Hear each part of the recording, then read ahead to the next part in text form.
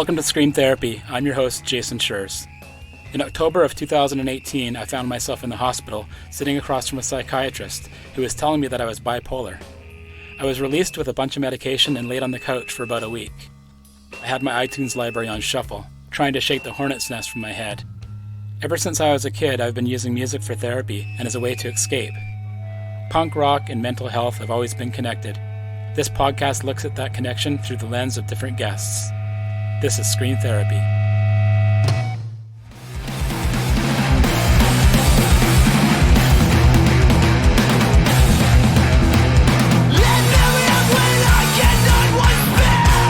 Childhood trauma plays a large part in shaping our lives and our mental health.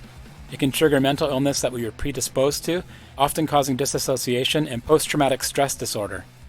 Justin Pearson has been in punk bands since he was 15, and I could list them all because I love them all, but I'll leave that to him. Justin once gave me advice on how to scream without ruining my voice. I think he told me to suck on cough drops before a show, but I can't remember. I do remember how kind he was to someone he'd never talked to before. PTSD used to be known as something you bring back from war, or the result of being a first responder and seeing too many horrible things. But we know now that it is caused by all kinds of trauma and is recognized as a mental illness. Punk rock has saved many people in many different ways, including Justin. It begs the question, did we choose punk rock, or did punk rock choose us?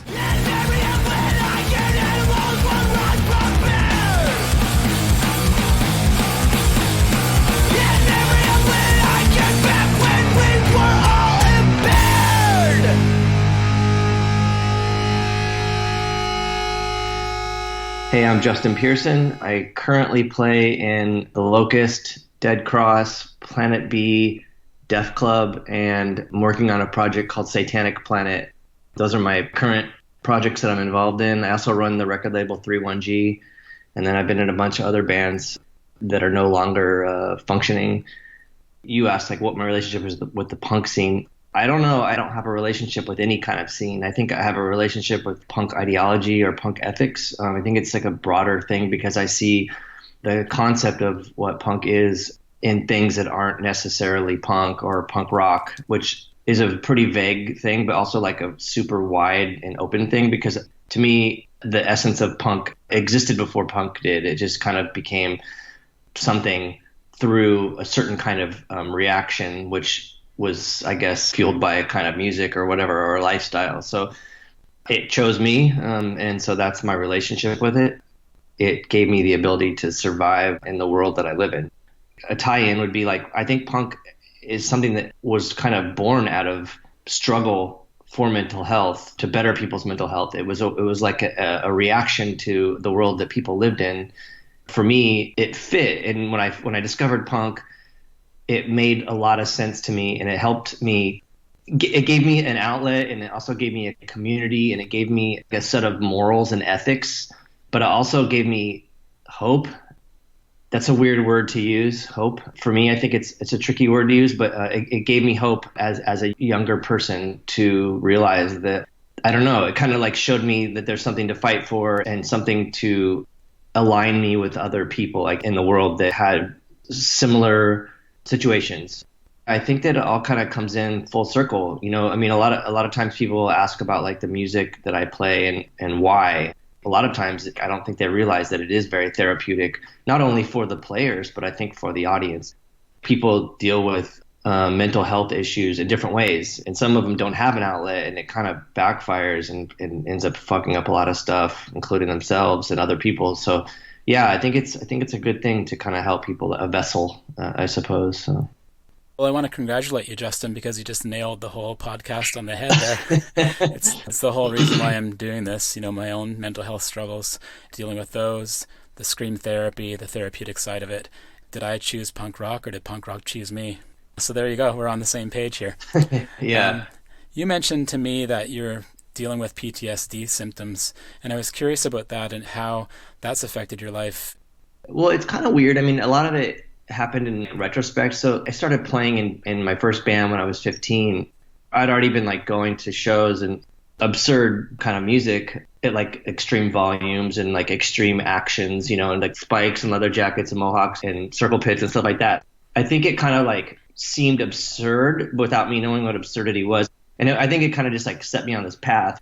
So like, yeah, late 80s, and discovering skateboarding. And that was the vessel to everything, was skateboarding, because in Thrasher magazine was punk stuff. And, you know, a good reference would be Pushead, the artist, who was Yeah. also in Septic Death, and then like started figuring out music and the Thrasher skate rock comps, kind of like catching on to like absurd music. And it's funny because people, like, when I get interviewed for band stuff, they'll say like, "Oh, what are your influences?" And they're expecting like me to say, "Oh, you know, the Birthday Party and PIL or whatever, you know." And yeah, I like all these weird bands, but like I want to know like why people like those things. Like why did we all like go seek out crazy shit, you know, like stuff that wasn't really sort of, I guess, socially accepted and suitable for kids, you know? I mean, I was like 10 years old seeing really fucked up, you know, like crazy shit, going and seeing Suicidal Tendencies at the age of 10. Even now, it doesn't seem like it should be like a normal thing. It was like a safe space for me, even though it wasn't even, you know, it was pretty violent, but it was like safe, and I felt comfortable. It helped me start to figure out who I was and what I was. And then eventually it really took over when I discovered the concept of record labels. So like Alternative Tentacles, obviously through the Dead Kennedys, and then stuff like Minor Threat and Discord and Fugazi, and then kind of going into more like super rad underground stuff, figuring out like Gravity Records and Vinyl Communications. And a big one was Ebullition. And so then it was like I started finding these like sort of communities that were something that were like really obtainable for me. Those were people that are, or my friends or my comrades or something, where like it wasn't someone on a stage that I couldn't necessarily connect with. These are like people that I could actually end up hanging out with or calling on the phone or going to a show with them. So are you saying that symptoms of the PTSD were because you're dealing with this stuff that's swirling around in your head? I mean, is that part of it too, using the punk scene as a positive? Yeah, totally. I wasn't trying to like mask something. There was like these underlying issues that I was struggling with that even now, back then I thought it was like normal. But now I think, well, whatever, like everyone struggles, you know? So it's like, it's weird for me to be like, oh my God, I was abused. Yeah, I was abused, but like, fuck, I wasn't raped. So like, maybe I should just not complain, you know, not to discredit myself or other people's, you know, situations that they might have been in or might be in, like, because fuck, I just looked at it like it always could be worse for me. So like, I never complained about it.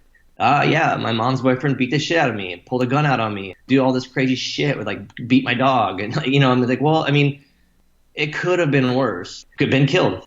I don't want to sound like I'm like, oh my God, it was so hard. Yeah, it was fucking hard, but I got through it. And my only way to get through it was my friends and family and music and weird art and the things that I was like connecting with.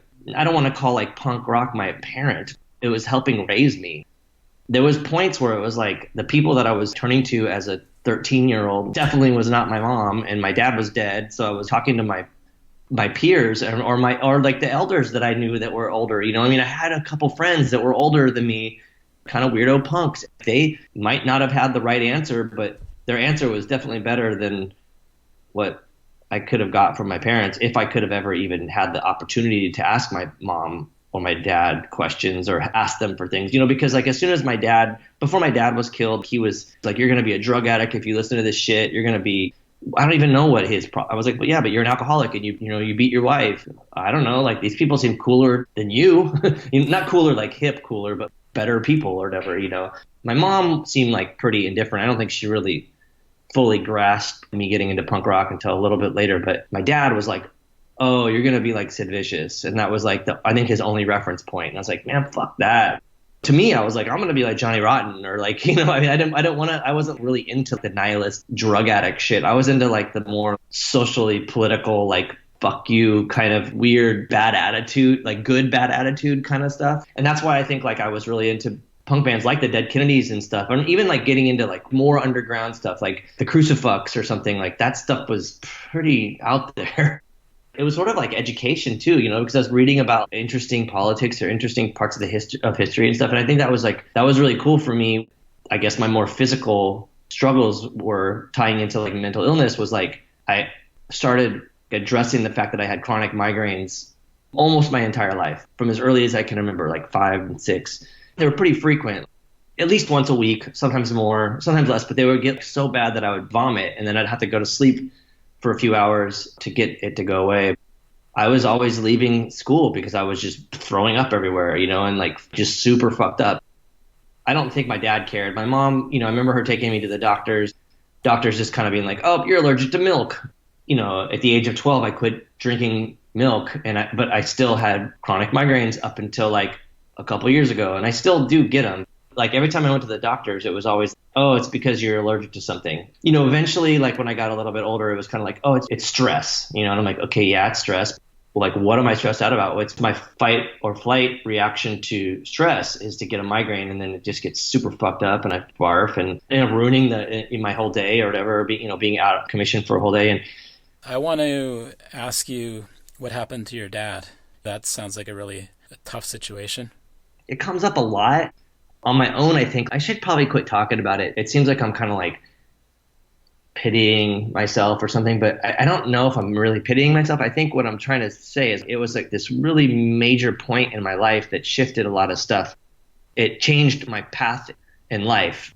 It changed like what I was going to experience, the situations that I was going to find or be involved in. So anyhow, when I was younger, my dad was an alcoholic. And at the time, before his death, my mom and myself didn't know this yet, but he had a brain aneurysm. So it got to be like pretty bad where he would drink and, he could have like a couple beers and just be like super fucked up and belligerent. It was a good chunk of time where he was getting hammered and like getting DUIs and wrecking the car and fighting people and like just fucking crazy shit. When I was 12, he was killed. But so like right before that, there was this point where like the police were after him. Like we couldn't let anybody know where he lived because he had too many DUIs. And I don't know, it was weird. Like if anyone called for my dad at my house, we couldn't say he lived there. And like, I don't know, it was weird. He got this new job working for like a tool company or something. So he was at a meeting apparently. This is like when I was 12. So I think it was 87, the night before Halloween. So October 30th. After the meeting, he went to the bar and like was drunk and hit on this young girl, and she was with two dudes, and they ended up fighting at the restaurant, and they all got thrown out, into the parking lot and evicted from the place or whatever. The two guys followed him home and beat him and robbed him in our driveway, and essentially like I guess one of the guys like hit him on the head, I think with a crowbar or something, and the brain aneurysm exploded, and that was the technical cause of the death from like the stress or something. Yeah. So he died in the driveway, and I think my mom found him, and I had stayed at a friend's house that night, so I wasn't there. So my mom in the morning came over and got me and told me, and it was pretty fucking weird. And like my dad was abusive only to my mom. He was not abusive to me. I mean, he didn't care about me, so I was ignored. But like after he was killed, my mom got a new boyfriend like pretty quick, and we moved to California from Arizona to live with him, and he was abusive to me and her. So then it was like a new level. I mean, the first time I ever met the guy hit me. It was fucking crazy, Yeah. man. I mean, a 12-year-old kid doesn't need to get punched in the head, by an adult, I don't think. I mean, I was a dick, as a 12-year-old should be, especially a 12-year-old that just had his dad killed and was getting into like punk rock. I mean, I fucking should have been a dick to my mom. She Yeah. sucked at the time. Again, it's like, yeah, it wasn't that bad. I mean, I keep looking at it like there was physical abuse, but I'm so grateful because have a lot of friends that were like molested and raped. I'm so fucking glad that stuff never happened to me, So it's like, I'm not going to complain about it. Yeah, it still sucked to have a dude like beat me up, or like to beat my mom up and come home and be like, "Mom, why is your arm broken?" "Oh, Frank did that to your arm," and you're like, "Oh, that's cool. We're going to still live with this guy."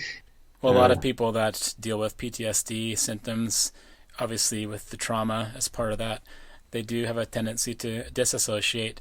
You have to downplay it to survive. For me, it's fine, whatever. But for other people that had like even more severe stuff happen to them, I just can't. It's so heartbreaking that people do that. I get it. I get why people do it, but it's just crazy that's how it happens. The reality is we only deal with our own stuff, and it can feel pretty crisis mode sometimes. Totally. For myself, I'm grateful that I didn't choose to do too much stupid shit that would land me in prison or dead. Yeah. Or harm someone else. In like my mid-20s, like PTSD, like, well, that sounds crazy. Like I've never even heard of that. The main like definition that I was wrapping my head around was, oh, people that go to war and like fucking see like brutal shit and like kill people and then have to come back and like a non-flashback. That's PTSD, like, so I thought I don't have that. Like I didn't go through fucked up stuff like that. lot of folks don't consider PTSD as being a mental illness, which we know now that it is. Yeah. So at some point in our time, it became an illness. It should have been like back, before before us. Like it should, Yeah. probably our parents suffered from that as well. I mean, because I do wonder, like, why was my dad the way he was? Like I think he probably suffered from some kind of, so like Yeah. that was why he was a dick. Do you ever have what's called disassociation? I would imagine when you're on stage, you would go to a different place. Totally, man. So like, I don't want to use like the wrong, because I'm an atheist, but it kind of become like sort of like a spiritual thing. Okay, we're about to start playing. Most of the drummers I play with will have like a cue, not like a 4 count. So it'll be like a 1 snare hit or just a visual cue, like to come in. It's almost like a gunshot. It's just like boom. It's like there's the race. Like, or like that's when you start. Like boom, like 1. Like not here's the 4 count to come in. Like prep yourself, get ready. For me, it helps transcend to somewhere else. Like so, like the first hit happens. The next time I become like fully conscious and rational is when it's done. There's therapy in it for sure. Do you think that you're channeling your trauma? Man, I don't want to say like I'm channeling my trauma. I think I'm channeling everything. Yeah, I mean, part of that is there, because I kind of, fuck, man, like just standing there. I don't know, like whatever's happening in my mind or beyond my mind is something. If I think about how I felt at that time, or like look at video or photos of me and be like, fuck, you look pretty fucked up right there, To me, it felt like when my parents would like beat each other up and I'd have to hide behind the couch, and I'd have to like grab my dog and like hide behind the couch so we didn't get hurt. I kind of felt like that. Like, I'm like, like, I don't know, like not to sound silly.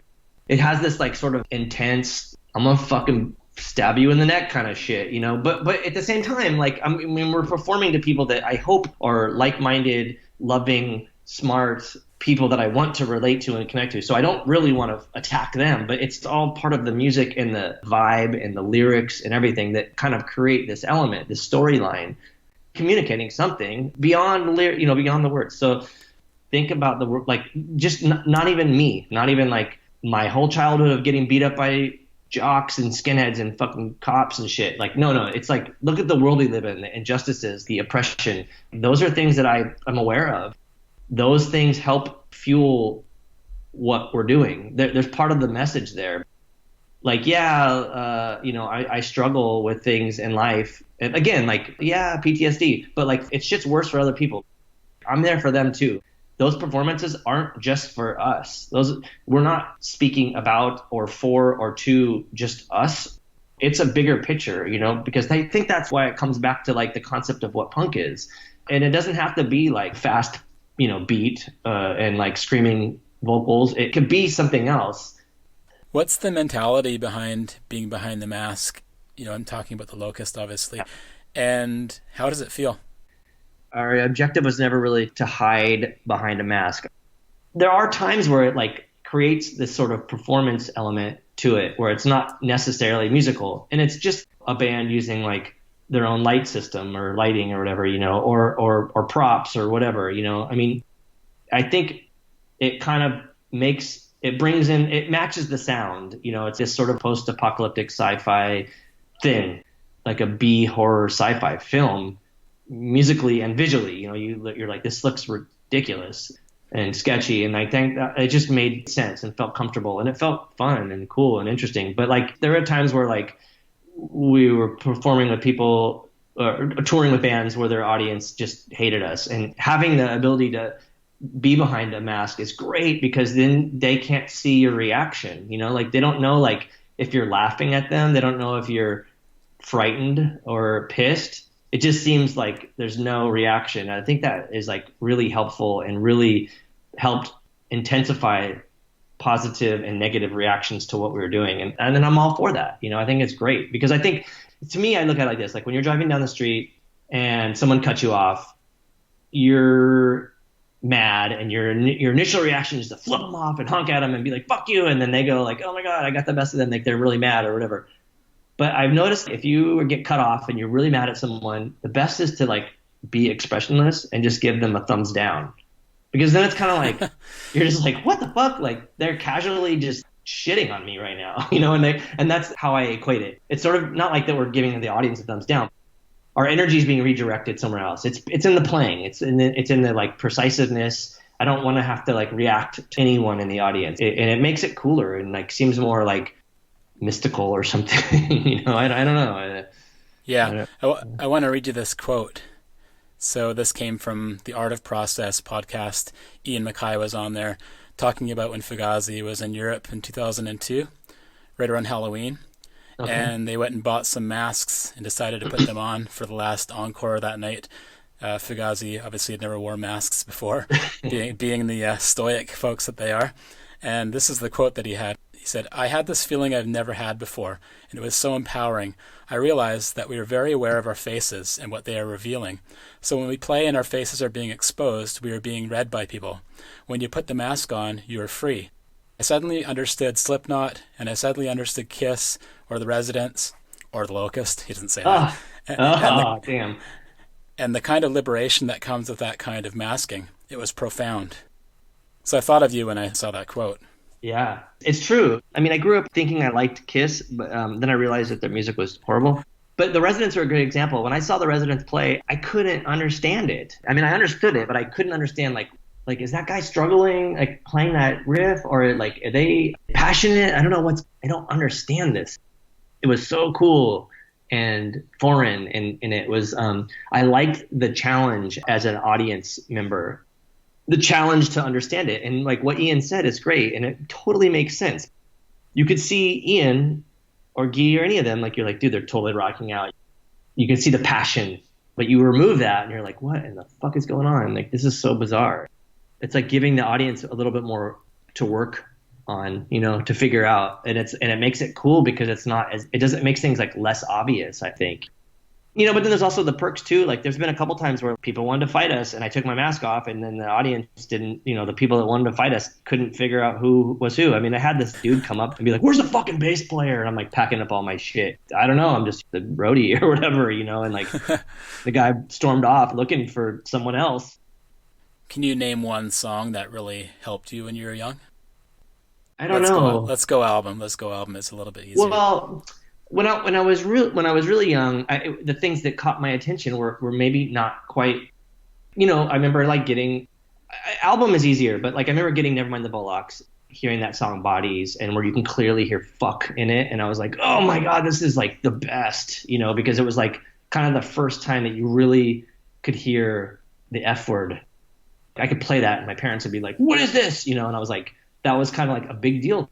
I don't care about that word or whatever. Like, it's not as impactful as a 44-year-old as it was as like a 10-year-old, but like that was something that really influenced me or like affected me. But to me, it was probably something off of the first Suicidal Tendencies record. I remember kind of getting that and like feeling all of these different emotions.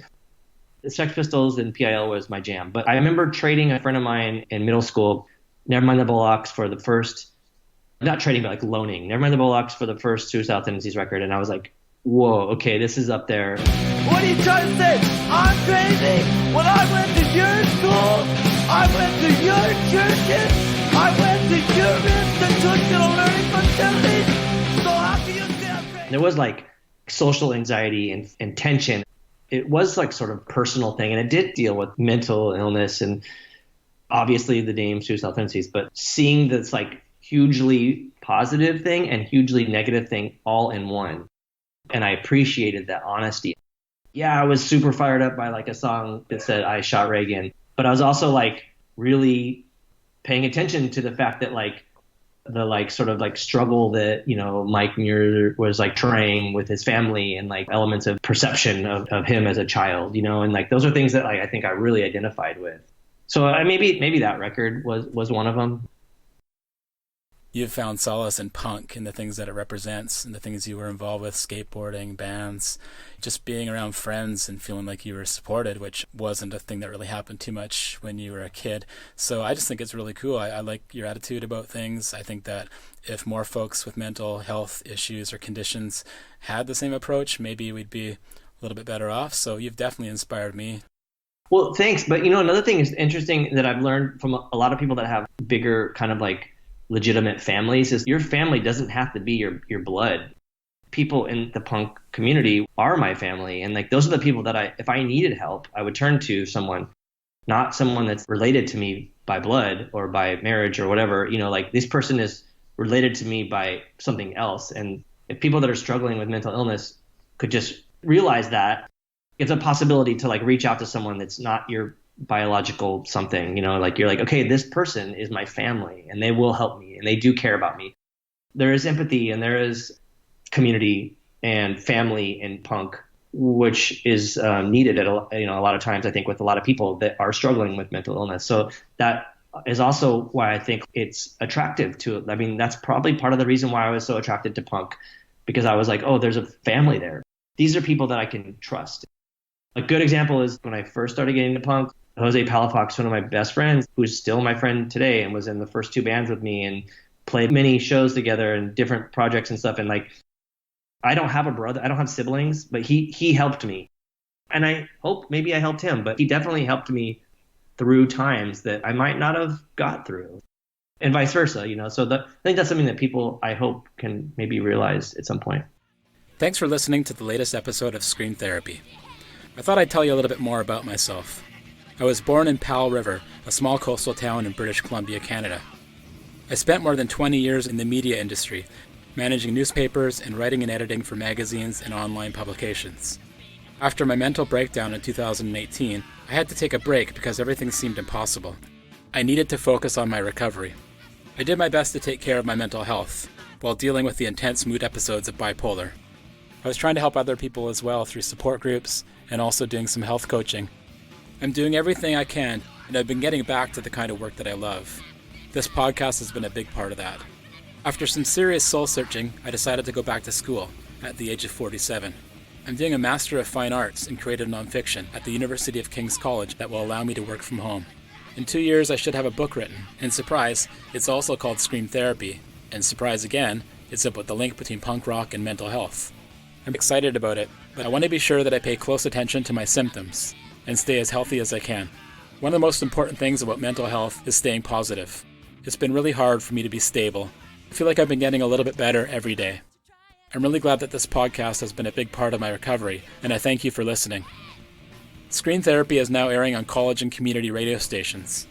They include my hometown radio station, CJMP, out of Powell River, Radio Humber from Humber College in Toronto, Ontario, and Radio Waterloo, CKMS, from Waterloo, Ontario. If you like a certain radio station, hit them up and tell them about the podcast. You can connect with me at soundcloud.com/screamtherapy, or you can email me directly at jasonschreurs@telus.net. That's JASONSCHREURS@telus.net. Thanks again for listening, and until next time, take care and be well. Keep it